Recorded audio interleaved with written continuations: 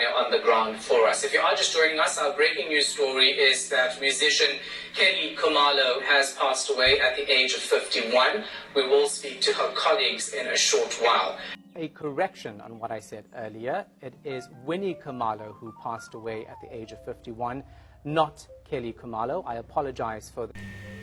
Welcome back to Chef the Soul TV News. If you are new, please don't forget to subscribe to this channel. Before to kunyaka eomusha namgelekile kuyona channel ngibonge kakhulu kubantu asebe subscribe ile la bafowethu udaba lo lengithengi nami ake ngithi ukulibhekisisa bese ke nani engage if ever you have anything lapha ke ku comment section. So lolu daba lithinta kakhulukazi ke i-intro leya ubani uShahan Ramkinson bese kuba Kelly Khumalo and then ENCA bese kuba ke Winnie Khumalo yabo. So sizokutshela nje ukuthi ke kungani bonke labantu ke sibabala ngalendlela esibabala ngayo yabo. In recent broadcast ke kwayona ENCA a news anchor uShahan lapha ke Ramkinson mistakenly reported the death of a musician Kelly Khumalo yabo. This was an honest mistake. If you will see mhlambe ke noma ke if unga acknowledge lokho or uknotice lokho uyenza kanjani leyo mistake during the time ke presenter ke indaba you saw bafethu ke lezi indaba ke zitrende kakhulu nama video futhi ke avelile kaningi yabo. So he reported instead of ukuthi ke uWinnie Khumalo who died a short illness and was declared dead upon arrival at hospital. Ilona daba lolo bekumele ke al deliver lapha yana ke washo ukuthi mhlambe ke wenza yona I mistake wathi ke yena uKelly Khumalo lapho ke okuyena ke athe ushonile. So laphana ke bathi ke ngokwama reports ENCA Kelly Khumalo, a prominent South African singer, actor and a television personality, responded to the erroneous report by posting the clip on her Instagram page. She tagged the news organization and expressed her anger ngizosho kanjalo noma ke ekhombisa ke i-disappointment towards ENCA news. Uthe lapha ke uma simqaphuna ke you may hate me or even think very less of me, however this is very reckless, ignorant and disrespectful, not only to me but to those who love and care about me, especially my kids. Put some respect on my name. Kushayela lapha ya uKelly Khumalo. Sizoke sikhulume lolu daba indlela mhlawumbe uKelly Khumalo ay address ngayo lento noma ke ay acknowledge ngayo, but then ke ake siqhubeke nalo lolu daba. I-post yakhona ngizonivezela noma iyo le i-post ayenzile njengoba nibona lapha phezulu ayenzile lapha yake kuwona ke uInstagram. So lokhu ngana ke umnikazi wephutha engizothi ke uShahem lapha ke uRamkinson he corrected the mistake on air, stating that a correction on what I said earlier. It is Winnie Khumalo who passed away at the age of 51, sorry, not Kelly Khumalo. I apologize for that error. Kushoyena ke lapha ke ipresent njengoba ke nibonile ke ne video futhi ke njengoba nizophinda futhi ke nginifakele yona la. So despite the correction yabo mhlambe ke le eyenziwe uyena ke ipresenter wethu lo wakwa ENCA, the correction lapha ke social media abantu ke abaningi criticized Kelly for not posting the correction video on her page, leading to a flurry of online discussions. So lapha yana ke iyo into engayinotice leyo ukuthi ke uKelly Khumalo bafethu ushilo upresenter wethu lapha yana ke uRamkinson washo ukuthi ke no, this was an honest mistake, futhi that error was corrected ngaso leso sikhathi noma ngalo lolu suku lolo.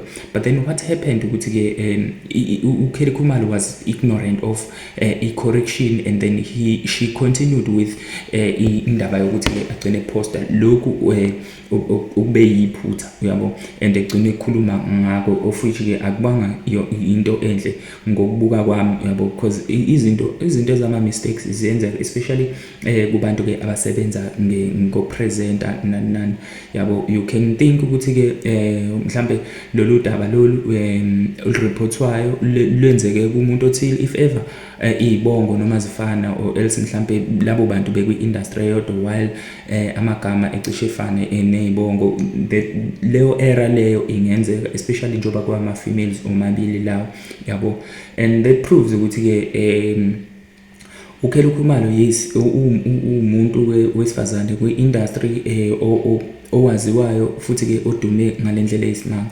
And abantu kuwumuntu oqala vele uma ukhuluma ngesibongo sakwaKhumalo mhlambe okungenzeka imistake kuphimiseke igama lakhe while ungaqondile lelo gama lelo. So I think even ngisho nakuyona ke ipresenter lapha ke it was truly an honest mistake. And then she took that advantage ukuthi okay fine kuyaxoliswa nani, but then that clip bekuyiyona impela ke efunakalayo yabo, since abantu ke bebe nezinto eziningi abayikhulumayo. Abanye bathi ke bekufanele ukuthi responde ngalendlela responde ngayo. I think le ndlela responde ngayo was not even professional yabo, ngoba mhlambe ke if ever ube umuntu ke ongakhombisi ukuba ukuzenza ukuthi unepower ngendlela akhuluma ngayo nokuba ignorant nje, bengafanele ukuthi agcine ke ekhipha kwasona lesa statement, or else kube kumele ukuthi ke akhulume naba kwe-ANC directly, not ukuthi ke aze lokhu ke akubhale ke mhlambe ku social media yabo. So le journalist bafethu siyayazi wakhuluma amampunge mhlambe esikhathini esiningi, and i-journalist respecteke kakhulu ke nje uma siye sikubone lokho ke ngenze izinto eziningi noma ngamagalelo amaningi akanawo lapha yana yabo. So iyona ke iclip leyana ke agcine ke release, and futhi ke abantu bakhomenta ke bafowethu njengoba sazi ukuthi ke vele izindaba ezabantu and futhi ke zireportelwa ibona abantu.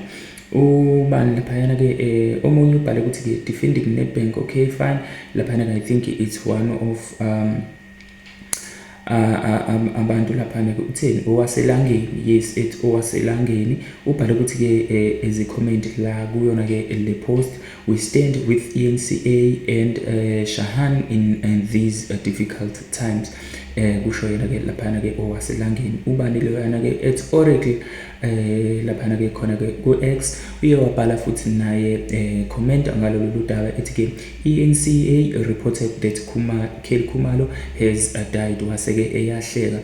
I think that was an honest mistake. I'm still kuona lawo ma terms ukuthi ke cha umfowethu loya ubenze lona ke iphutha, and ekwenzeni iphutha awukwazi ukusizakala ke ngephutha lomuntu, and then ukuze wena uzokwazi ukufeza inhloso zakho, especially ngoba ama artists noma ama celebrities siyawazi ukuthi ke sometimes ayithatha izinto ngesandla sosinxele just because afuna ke ngaleso sikhathi ukuthi ke a trend uyabo. I think this is one of the reasons mina ke engibona ukuthi Kelly Khumalo ugcine mhlambe enza ngayo yabo. So if isiqhubeka nalo lolu daba umthembu lapha ukuthi ke the drama to even mention kids, she knows very well that they didn't mean her. She's not even 51 years. She got a chance to grab attention. That's what I'm saying nami ke ukuthi ke she got a chance to grab attention, and then she used that opportunity. So njengoba silana ke manje even nathi sikhuluma ngaye ezabantu ke abagcine ke kumele be report noma ke bebonisane be engage mhlambe ke ezindabeni ezisuke zika nje nakho ke sila sikhuluma ngaye ngempela. That's part of gaining, obviously that part of gaining attention. Useyitholile ke iyona ke le nathi simnikeza yona yabo. Uthi ke they did it on purpose. Shame they had to mention Kelly's name to remain relevant. Kusho lapha ke abantu lena ke usomelele yangicabange kanjalo, kodwa ke singeke sawuphikisa ke ngaleyo ndlela umbono womunye umuntu yabo. ukuvala nje nganza kwethu ke Kelly Khumalo needs to relax. She's not even 51. She's not the only Kelly Khumalo in this country. Emakhaya ke ukhona umunye ke uKelly Khumalo wakwa Khumalo, and she's a singer at a church. Kusho ke lapha yana ke ubandlo yana ke ukuboni langa esho lapha ku X. Bafowethu baningi ke abantu ke abangaqhubeka baphawule ngalo lolu daba nala kwe comment section. Ngiyafisa nami ukuthi ke ni engage and then ke ningitshele kahle ukuthi ke ngempela ke ngokucabanga kwenu, do you think uKelly Khumalo ke got mhlambe ke isikhathi sokuthi ke naye ayitholele nje i-attention just to trend, or else mhlambe ke bekufanele ukuthi a responde ngalendlela a responde ngayo ekubeni ke sekuvele kuxolisiwe ke lapha ke ekubeni kusevele usexolisile ke upresenter ke owenza mistake mayithi ke ushonile.